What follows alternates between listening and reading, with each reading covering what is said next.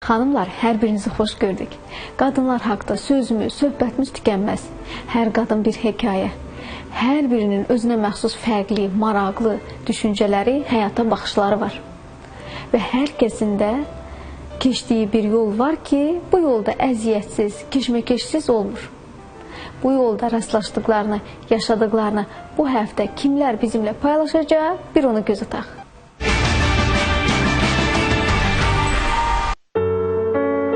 Vəfalı insan ekranlarınızda. Mən dedim ki, yox, bu insan mənim taleyimdə olacaq.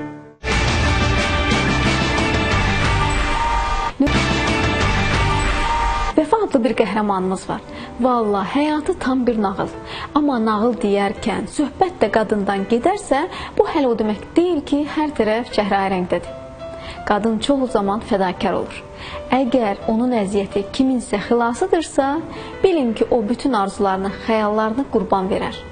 Beləliklə, vəfalı insan ekranlarınızda.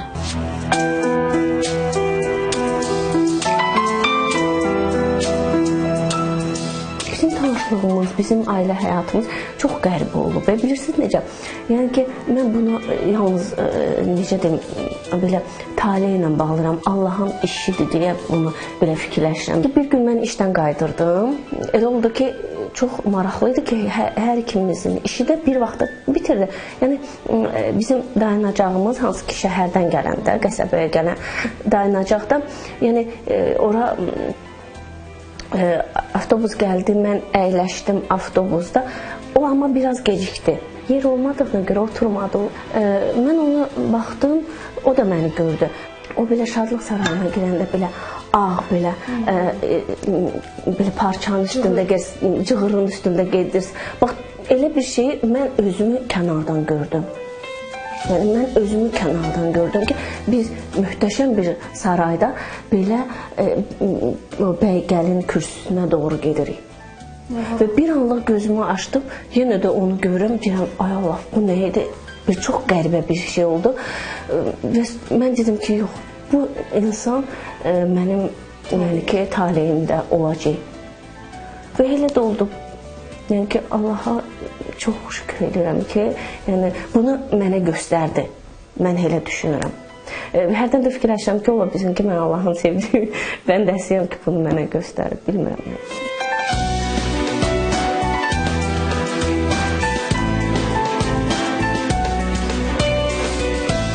Mən 29 yaşında ailə həyatı qurmuşam.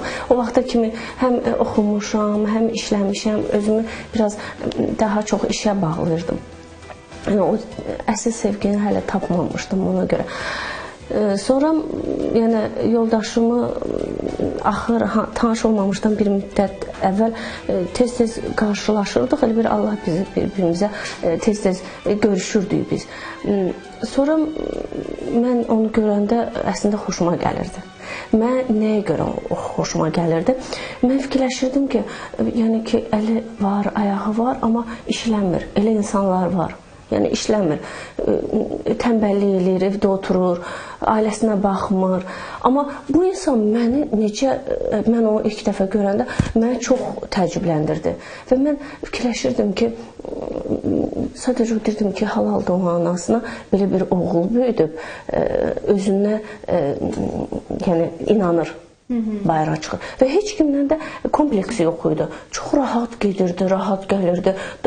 Hərdən olurdu ki, hətta belə bəzilərinə belə yuxarıdan aşağı baxırdı. Yəni, o qədər o özünə inanırdı. Və mən onun özünə inanmağı mənə çox belə xoşuma gəlirdi və mən hər dəfə arada olurdu, baxışlarımız toqquşurdu. Demə onun da məndən xoşu gəlirmiş, sadəcə olaraq heç cür yaxınlaşa bilmir. Baxmayın, hər bir insan bir başqa cür qəbul edir. Bizim ailədə reaksiya bir mənalı olmadı. Yəni, əslində hamı qəbul eləmədi onu. Bu oldu yavaş-yavaş. Düzdür, hardasa ailəmin üzvlərinin bəziləri qəbul edirdi, bəziləri qəbul eləmirdi. Amma bu sonra zamanla öz yerini aldı.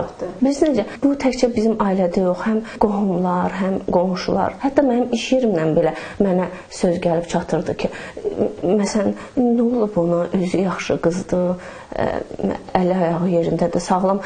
Yəni yaxşı bir insana ailə həyatı qura bilərdi. Nəyə görə məhz onu seçdi? Amma mən onlara fikir vermirdim. Mən onun heç birinə bir kəlmə də demirdim. Mən dedim ki, bu mənim həyatımdır. Mən onu özüm yaşayacağam. Mən özüm bunu o necə deyirlər, o çətinliyi atlayacağam. Amma bir şeyi Allahımdan istədim ki, ya Allah, bircə məni peşman eləmə heç kəsin yanında. Nə gözəl ki, sən həyat yoldaşın sən bütün ümidlərini doğrultdu. Bəli. Eləmi? Bəli. O mənə, bilirsiniz necədir? Yəni ki, mən ona inanırdım. Mən bilirdim belə olacaq. Mən ona çox inanırdım. Qadın hissləri önəmlidir, yox? Mən bilirdim, mən bilirdim. Yox, həqiqətən də. Yəni ki, mən o içimdə o intuisiya deyirlərdi. Bax, o çox güclü idi. Onunla tanış olandan sonra. Əslində bəlkə heç vaxt belə olmayıb. Amma məhz onunla tanış olandan sonra özümdə daha çox belə inamlı oldum. Bilməm, bəlkə də o mənə bu gücü verdi. Və mən inandım ki, hər şey yaxşı olacaq. Və hələ də oldu, çox şükür. Gözəl ailəm var, 2 gözəl balam var. Yoldaşım da heç bir istəyimə yox demir. Yəni çox şükür ki, belə oldu. Mən ona dəstəyəm onun işlərində. O da mənə dəstəkdir. Çox yaxşı ki, belədir. Bir də bir şey var da, yəni sevgi varsa, mütləq hər şey qalib gəlmək olar. Bu sevgi bizdə var. Və mənə elə gəlir ki, sevgi olan yerdə hər bir acı söz də belə şirin gəlir adama. Həqiqətən də belə olur. Qadın sevərsə qalib gələr, yox? Hə, yəni hərdən olur fikirləşirəm ki, o sevməyən insan deyir ki, mən sevmirəm, mən sevməmişim. Sevgi nədir? Sevən insan necə olur? Ümumiyyətlə, ağlı yoxdur sevən insan. Mən o insana insan kimi baxmıram. Boşdur. Sizin hadisənizdə məntiq heç olmayıb, yalnız sevgi olur. Hə, ancaq. Yəni ki, mən onu həqiqətən də sevmişəm. Sevgi ilə yol almışsınız. Hə, sevgi ilə yol almışam. Bir də, bilirsiniz, qadın güclüdür, aparıcı qüvvədir. Amma ailədə bunu o qədər də göstərmək lazım deyil, mənə elə gəlir. Yəni ki, amma ümumiyyətlə mən belə düşünürəm ki, ailənin başçısı kişidir.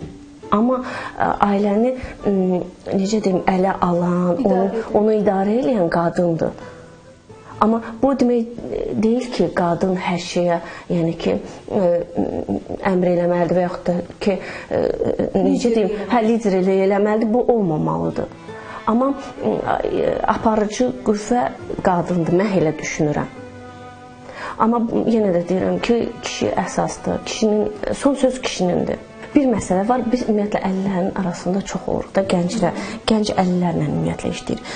Mən orada görürəm necə problemlər. Ən adi bir, məsələn, ayağını belə çəkən, əsassız gəzən, yəni çəliksiz gəzən bir insan, fərqi yoxdur, qız oğlan. İnanın mənə, hamı buna bir mənalı baxmırsın. Belə bitər baxır, yəni yanaşmır, yaxınlaşmır, belə olur insanlarda. Yəni qızlar tanıyıram ki, həqiqətən də ümumiyyətlə belə bitər baxırlar belə şeylərə. Yəni ki, elə adamlar var ki, tanıyıram ki, o məhz buna görə mənlə bəlkə də danışmır, salamlaşmır. Amma mən bunu özümə dərd eləmirəm. Əgər bir insan ki, mənim həyatımı qəbul eləmirsə, mən ümumiyyətlə o insanla ünsiyyətdə olmaq istəmirəm. Bu, bizdə bu dəqiqə problemdir. Çünki biz gənc əlillərlə işləyirik. Biz necədir? Yəni ki, onlarda ailə qurmaq çox çətindir.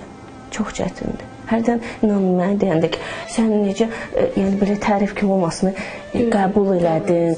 Sonra hərdən yoldaşıma da deyirlər ki, sən nə yaxşı ki, şanslı birisən ki, sənin xanımın belə də sənə dəstək olur işlərində, səni ümumiyyətlə qəbul eləyib. Yəni, hərdən əlillər olur, oğlanlar mənə yaxınır. Elə istəyirik ki, sənin xasiyyətində bir qız bizə, yəni ki, mənim həyat yoldaşım olsun. Amma əslində burada elə bir şey yoxdur. Mən bunu şirtmək də istəmirəm. Amma bu problemimiz var.